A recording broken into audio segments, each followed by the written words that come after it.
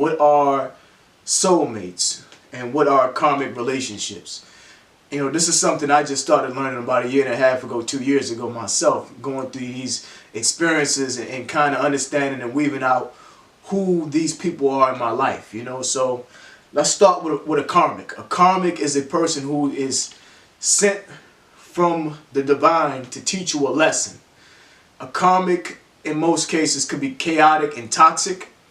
Those relationships can be more toxic than anything else. They can range from verbal abuse to physical abuse to psychological abuse to constantly fighting and nagging. They could be a strong pull between each other, whereas though like y'all may be attracted to each other, but there's so much toxicity going on with that relationship that all the toxicity outweighs the good. Karmic usually teaches you how to learn how to love yourself. It teaches you a lesson about yourself. It teaches you how to become a better person, but it's not meant to stay long term. Those kind of relationships are very toxic and they are not healthy to be in. So if you ever been in an abusive relationship, or if you ever been through a situation where people constantly abusing you or verbally abusing you or doing stuff like cheating on you or doing all kinds of foul things, those lessons are to teach you what not to allow in your life. They're there to teach you, okay, I don't want this person to come in my life and to treat me this kind of way. I don't want nobody to think they can walk all over me or think they can just do whatever they want to do. Those lessons are meant to teach you to become a better person, but they're also meant to teach you to never let anybody treat you any kind of way and to set healthy boundaries. Let's go towards a soulmate. A soulmate is a more harmonious relationship where you and that person have a good frequency.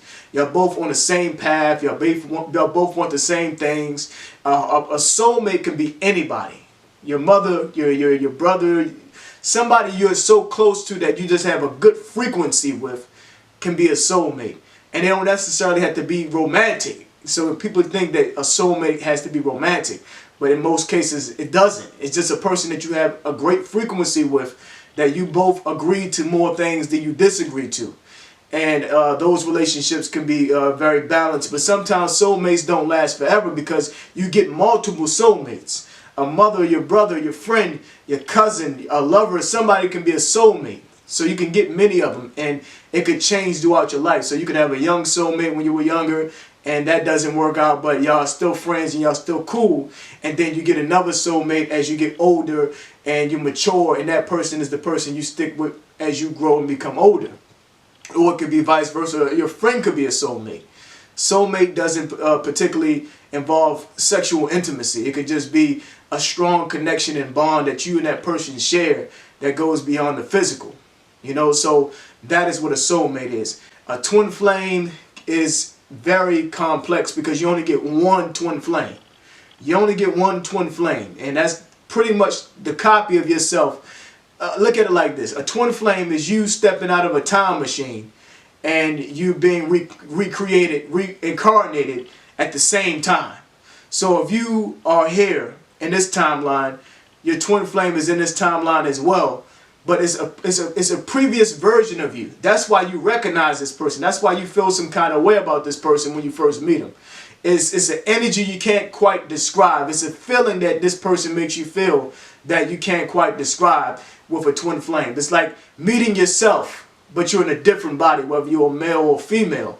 So if you're a male and you finally meet your twin flame and she's a female, and you're looking like, I know this person, I can feel the energy. I don't understand what it is, or I can't quite pinpoint what it is about this person, but their energy is magnetic towards me. It's like a friction that you know, and then the bond is strong, and then the sexual chemistry is extremely strong. Even if you haven't had sex, just y'all thinking about having sex with each other is just like really, really intense. And then on top of that, it's like they know everything about you without even having to say anything. It's like when you meet them, it's a feeling that you just know this person and they know you. It's hard to describe. It's stronger than soulmates. Soulmates is strong, but it ain't nothing like a twin flame relationship. But a twin flame relationship could be somewhat toxic because it will force you to unlearn all the bad behaviors that you've learned over the years. So if you've been hiding and how can I say, hiding your feelings and emotions, or you've been suppressing the things that have held you back in life, or the things that the traumas you dealt with, the twin flame is going to trigger you to deal with the very things that you've been holding on, or the lies you've been telling yourself, so that you can finally start to heal. It's going to trigger a healing journey with you. The twin flame is going to trigger a what you call a dark night of the soul, or it's going to trigger what you call a spiritual awakening. You're going to have a spiritual awakening with your twin flame, which is going to consist of you finally starting to get real with yourself. You're going to start addressing the things that is going on inside of you internally. You're going to start basically dealing with all the fucked up issues that you've been holding off.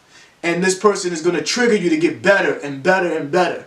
And when you have this relationship with this person and you've both finally come out of ego death is when you finally lay all the bullshit behind, no matter how toxic it was in the past, but you leave all that shit behind, and y'all finally come into union. And when you come into union, it's the most powerful experience you've ever experienced with any other human being, because it's you. You're basically falling in love with yourself. And when you fall in love with yourself, that twin draws to you closer. And when they draw closer to you, you're never going to have one. I'm talking about if it's a healthy twin flame relationship and y'all both at peace with each other, you're never going to experience a love like that in your life. There will never be another person that can fulfill you or push you to become the greatest version of yourself better than your twin flame. However, it can be very toxic if both of you are on bullshit. If you and that person is on bullshit all the time, it can be the most toxic, most fucked up shit situation it could be. So that's the thing about a twin flame. It's there to trigger you to become the best version of yourself. And sometimes betrayal does come with that relationship.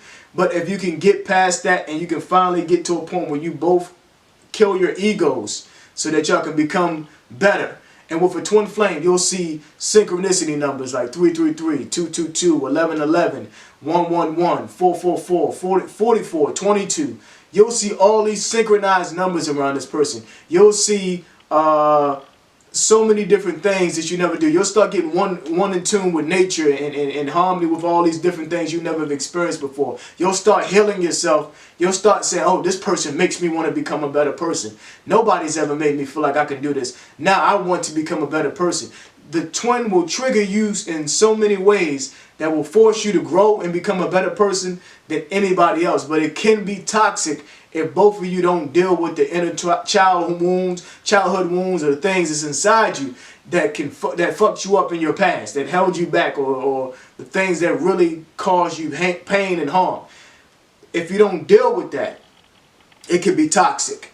Now, a lot of people confuse a karmic relationship with a twin flame. It's not the same.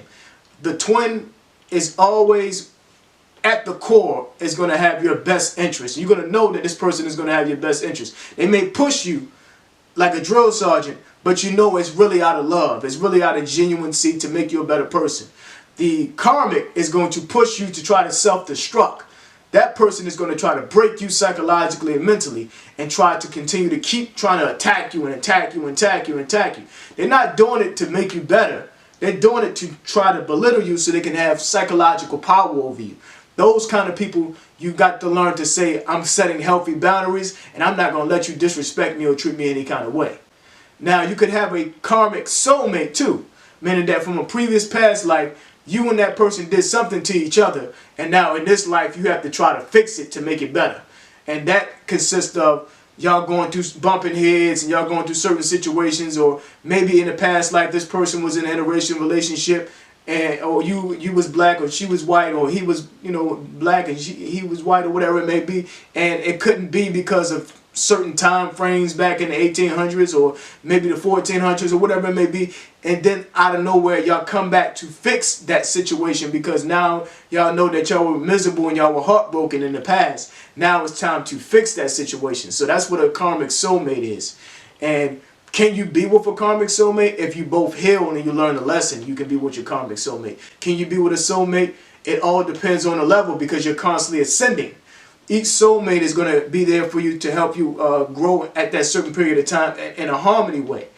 And as far as the twin flame situation, if y'all both don't get y'all shit together, it's not going to work. So you probably got to be better to go with a soulmate. But if you somehow can work out your differences between you and your twin flame, but y'all can come to union and y'all can be perfectly balanced, there is no relationship greater than any of those relationships. But it requires a lot of ego death to heal those wounds. And once you can get rid of all the bullshit and labels and foolishness, and you learn to love that person unconditionally, and they learn to love you unconditionally, there is nothing that can break that situation up. And then that person will send you to your highest level. They will push you to a level that you've never experienced before. Nobody can push you harder than your twin flame. Nobody can make you a better person more than your twin flame if union can be achieved. And that's all I want to say about when it comes to those type of relationships. So just be careful and just make sure you don't allow yourself to be fooled with the nonsense of, I think this is my twin flame, when it could be a karmic. Remember, twin flames can be chaotic at times, but you can sense in your heart that this person is right. Plus, with a twin flame, you can be, it's like what is it called? Like telepathic. Y'all guys, you and the person are telepathic. You and your twin flame is telepathic. Y'all know when y'all are thinking of each other. Y'all know when y'all feel each other. Y'all know if something is wrong with each other. You can feel it in your heart with your twin flame. You can't feel it like that with anybody else. Maybe a soulmate you can do that, but with a twin flame, it's a feeling that you can't explain. It's like y'all seen each other before. You see each other in dreams. You see each other in connections. You feel each other. You just know